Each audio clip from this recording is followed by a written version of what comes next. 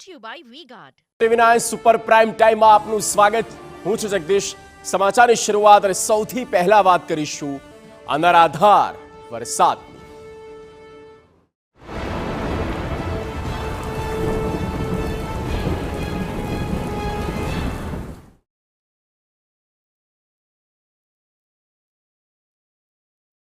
તો રાજ્યભરમાં અનરાધાર, જી હા, એટલે કે વરસાદી માહોલ બરાબરનો જામી ચૂક્યો છે અને રાજ્યમાં ચોમાસું બરાબર બેસી ચૂક્યું છે.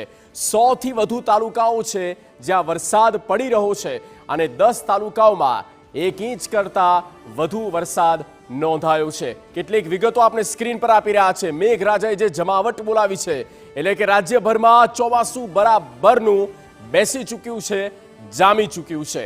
100 તાલુકા એવા છે જ્યાં સારા પ્રમાણમાં નોંધપાત્ર વરસાદ પડ્યો છે. 100થી વધુ તાલુકાઓમાં સારા પ્રમાણમાં વરસાદની આવક થઈ. 10 તાલુકા એવા છે જ્યાં 1 ઇંચ કરતાં વધુ વરસાદ નોંધાયો છે. 10 તાલુકામાં 1 ઇંચથી વધુ વરસાદ નોંધાયો છે. સૌરાષ્ટ્રની વાત કરીએ રિજન પ્રમાણે તો સૌરાષ્ટ્રના લગભગ તમામ જિલ્લા છે, કોઈ જિલ્લો બાકી ના હોય જ્યાં વરસાદ ના થયો હોય, વરસાદની શરૂઆત એટલે કે પધરામણી ના થઈ હોય. દક્ષિણ ગુજરાતની વાત કરીએ તો દક્ષિણ ગુજરાતના મહત્વપૂર્ણ તમામ જે જિલ્લાઓ છે એ તમામ જિલ્લાઓમાં ભારે વરસાદ પડી ચૂક્યો છે. જોકે શરૂઆત દક્ષિણ ગુજરાતથી જ થતી આવી છે. હવે વાત કરીશું ભારે વરસાદની જે આગાહી છે તેમાં સૌથી પહેલા જુઓ સુરતમાં ભારે વરસાદની આગાહી આપવામાં આવી છે, કારણ કે આવનારો સમય સુરતને મેઘરાજા ગમરોળશે તે વાત નક્કી છે. ત્યારબાદ થોડા આગળ જઈએ તો વલસાડ જિલ્લો, સુરત, ત્યાર પછી વલસાડમાં પણ આગાહી છે ભારે વરસાદની. આમ તો 7 દિવસની આગાહી છે, તેમાં સૌથી વધારે યલો એલર્ટની કોઈ સ્થિતિમાં હોય તો એ વલસાડ જિલ્લો છે.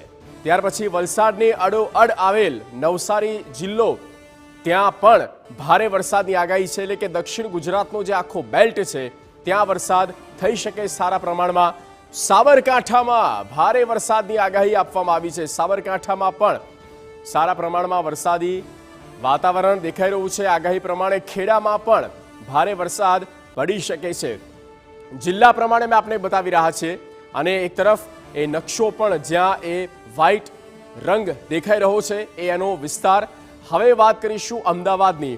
અમદાવાદમાં પણ ભારે વરસાદની આગાહી આપવામાં આવી છે.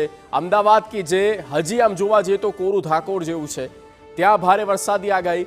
અરવલ્લીમાં પણ આ છેવાડાના જિલ્લા છે જે અડીને આવેલા છે રાજસ્થાને, ત્યાં પણ ભારે વરસાદની આગાહી આપી દેવામાં આવી છે. ત્યાં પણ ભારે વરસાદ પડી શકે છે. Brought to you by V-Guard.